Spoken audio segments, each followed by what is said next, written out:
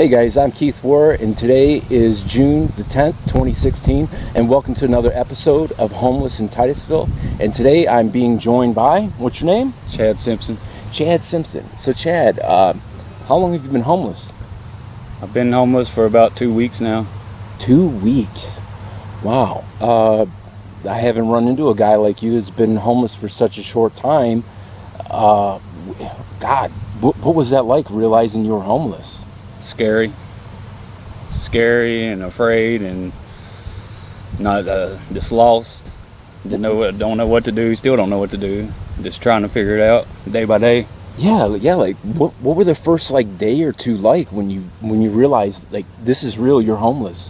Where did you say to yourself, God, where do I sleep? What do I eat? Yeah, I asked those questions in my mind, and I met a couple other homeless people, and they've been showing me the way here and there. Kind of how to survive on the street. Yeah. So what kind of possessions did you have when you became homeless? How many clothes? Did you have a phone, money? When I got out of jail, I left out of jail with a pair of swim trunks. I had no shoes, no shirt. So you went from having a home to getting arrested and then being homeless directly from jail? Yeah. So tell me about that. What led to the arrest? How come you were in jail? Basically just drinking alcohol. It was a Saturday. I was supposed to go to work. I called my boss man. He decided to cancel, and we decided to go to Cocoa Beach, and went down there and was drinking liquor, and I remember jumping into the ocean, and then I remember waking up in the motel room, and I couldn't find the people that I came with or my girlfriend. So I walked outside to their vehicle. It was my friend's girlfriend's vehicle. Sat down in there for a minute, listened to the radio, and I was like, man, I need a pack of smoke. So put the key in the ignition, drove to the store, and when I pulled back in the motel, I was surrounded by police, and was charged with grand theft auto, DUI, driving my license revoked, resisting, just all kinds of stuff. So as far as you knew, you were just borrowing a car to go get a pack of smoke. You didn't steal it. Is that clear? Yeah, in your mind, you were. Yeah, in my mind, I was just commandeering it for Because you knew the person. Yeah, but it was their vehicle, and they knew I'd been drinking, and I guess they had every right to worry about what would happen. So. Oh, I see. So what about your family? Does your family know you're homeless? Your parents, your mom, your dad? My mom and dad are dead. My girlfriend, she knows I'm homeless. I talked to her just the other day. And where does she live? She's living in Kentucky now with her mom. And she's got a job up there, and she's supposed to be sending me a bus ticket, but if I go up there, I'll be homeless there too, so, Do you have any children? Yeah, I've got a boy and a girl, Lisa in Austin, in North Carolina. That's where I'm from. So. And how old are they? Lisa, she's probably 11 now. Austin, he's around 7 or 8. I know. I'm not sure quite on the age, but yeah. And why is that? When's the last time you seen him?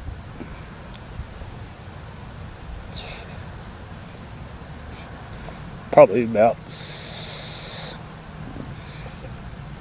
8 months ago. 8 months ago. Yeah. And how did you get to see them?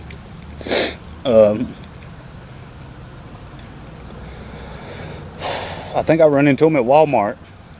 I was at Walmart trying to return something that I stole from Walmart, and I actually run into my ex-wife, and I tried to get her to return it, and I seen my kids in there, and she went inside to try to return the stuff, and she couldn't get it returned. So that's how I got to see them the last time. Wow. Yeah. Wow. And do you have any brothers or sisters? Yeah.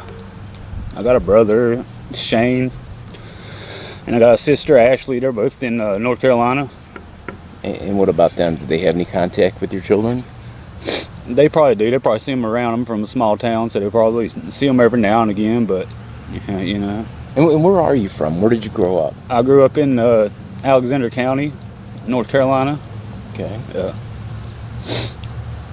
And were you ever married, or was this just your Yeah. girlfriend? Or I was. so you were, I was with I was actually with my high school love, which is my ex-wife. I was with her for 13 years, and the 13th year we got married. We were married for a year. We weren't married the whole 12 years. We were just, right. together and had kids, and then we decided to get married, and it was a year later we got a divorce. Wow. Yeah, separated. Wow. So what kind of jobs did you do to support your family? What kind of employment history have you had? I've been a forklift operator, but I've worked at a convenience. I've worked at a gas station. Most of what I did was spring up and furniture, because furniture is big in North Carolina. So I did a lot of, you put the springs in furniture, and it's production work, fast paced. And I actually went to school for upholstery, which I didn't finish because I met my girlfriend, the one that's in Kentucky. I met her while I was going to school, and she had 2 kids. So I felt like, I was kind of getting my family back. I had her, and she had a boy and a girl, and we did the family thing for, probably 7 to 8 months, and then. So you're a family man. You wanted a family. Yeah, I still do want a family. Right. So, you're here in Titusville, and you're homeless, and I ran into you at the Walmart panhandling. What's that been like? How hard was that to make that decision to panhandle? It's a real humbling experience whenever you have to sit there with a sign and pretty much, you're not begging, but you're pretty much begging. You're pretty much begging. You're begging for money, and part of most I've made so far is like $12 in a day, But it's a humbling experience. How do you make that money last? What do you usually spend it on? Like, what kind of food are you eating? Most of the time, I spend it on cigarettes and. Just something that, so the cigarettes kind of help you pass the time more than anything, don't they? Yeah. The boredom. Well, it helps my nerves, I guess. The loneliness. That's psychological too. It's just cigarettes are just. I've been smoking since I was 13. I'm 32 now, so I mean, just I don't know. It's anything that you think you need, you really don't. Some things, as far as cigarettes and alcohol and drugs, you don't really need them, but sometimes if you become dependent on them, your body does need it. So do you drink? Yeah, I have. Are you physically dependent on alcohol? No, is what I'm asking. No, I'm not. Are you physically dependent on any substance? No. So at this time, relatively, except cigarettes. You're clean for the most part. And that's. I've already been through addiction and everything else, and it seems like me trying to stop. Like I've done crack, I've done meth, and recently meth is what I've been trying to get away from. And ever since I've stopped, I've lost everything. And there's a lot of meth in the central part of this country. Yeah. In the Carolinas. Come to find out, Kentucky. and it's bad down here too. Come to find out, it's here too. I mean, when I was in jail down here, everybody said you're in the meth capital of the world, but it's everywhere. Anywhere you go, it's going to be there. You just have to be strong enough to say no and stay away from it. It just depends on what you want in life. And has that stuff been readily available and in your face? I haven't come across meth. No, I haven't. I haven't come across it since I've been down here. Not yet. That's good. Well, tell me, I'm sure to my viewers it's obvious. You guys can see that he has 2 black eyes. And tell my viewers, what happened to you? How did you get the black eyes? I was drinking, and the guy that I met, we were sitting around, and there was a couple other guys there, and one of the guys said something out of the way to the guy that's been helping me, and I took up for him, and I ended up getting into a fight with the guy that was, talking bad about my friend. So. Wow. Yeah. Wow. So, where are you finding to sleep at night? Like, how do you keep safe?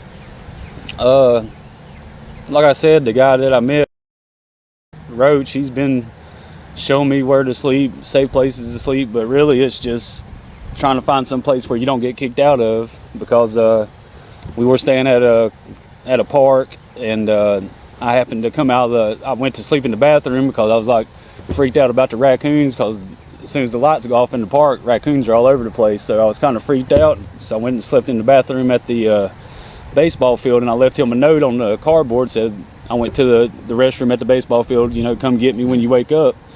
Well, the park people found the note. Well, I'm a rookie, I don't know how that works, but they found the note. They realized that me and him were staying around in the park, and that same day, we got pulled over by the police at the park, and they told us we couldn't be staying there. So we went to go stay at the spot we usually stay at, which is right next to like a sewing needs place, and it wasn't even 10 minutes after we got there, we were run off from there. So wow. Yeah. So what's your health like? Are you in good health? Yeah. So if somebody were to offer you some kind of work and some kind of employment, you'd be able to take it? I would jump on it in a heartbeat. Wow. So tell us, what's the biggest thing or the biggest surprise or shock that you've had being homeless? Like what did you think you knew that you really found out by living it? You really knew nothing. Like, what was the most shocking or hardest thing for you to deal with? The hardest thing for me to deal with is just dealing with not really having anyone. I mean, when you're homeless, you got your friends, but that only goes so far. I mean, it's somebody, like they say, blood's thicker than water. It's lonely. It's real lonely. And do your brother and sister, do they know that you're homeless? I think they do, but there's not much they can do. My sister, she's a single parent with 3 kids. She's not working, and my brother, he don't work, so and me and him don't get along that well. So, do you have any other family members that would help you if they knew your situation? I've got an aunt in Greensboro, North Carolina, but I pretty much burnt that bridge out. I mean, with my drug habit in North Carolina, my name was squandered. It was drugged through the mud because nobody could trust me. Nobody, you give somebody money that's on drugs, you're not gonna get it back. They only got one thing on their mind. So that's the whole reason I left North Carolina, was to, I was running from probation. And my name was, like I said, it was just drugged through the mud. Nobody trusts me. My name was dirt. So how did you beat it? How did you finally get off the drugs? I left North Carolina. And that's one thing I learned in rehab: get away from the people, places, and things. I mean, even though it's all around, as long as you stay away from people that do it, it's a lot easier to not do it because it's not in front of your face. It's not, right there. Right. Yeah. Wow. If any of your family or friends were to see this video, do you have any message or thing that you would like them to know? I'm sorry. If I could go back, I'd run. If I could change things, I would. But I know I'm going to get through this one way or another. This is hard right now, but I'll get through it.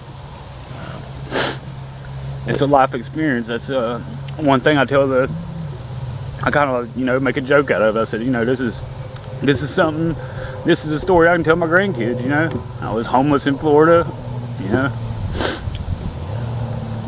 Yeah. Well, listen, guys, if anyone out there has any help, as always, you guys can contact me on Facebook, KEITHWOHR. Also, you can leave me a message on YouTube. I will respond to the messages you guys leave. And as always, if you could, please subscribe, and thank you for watching.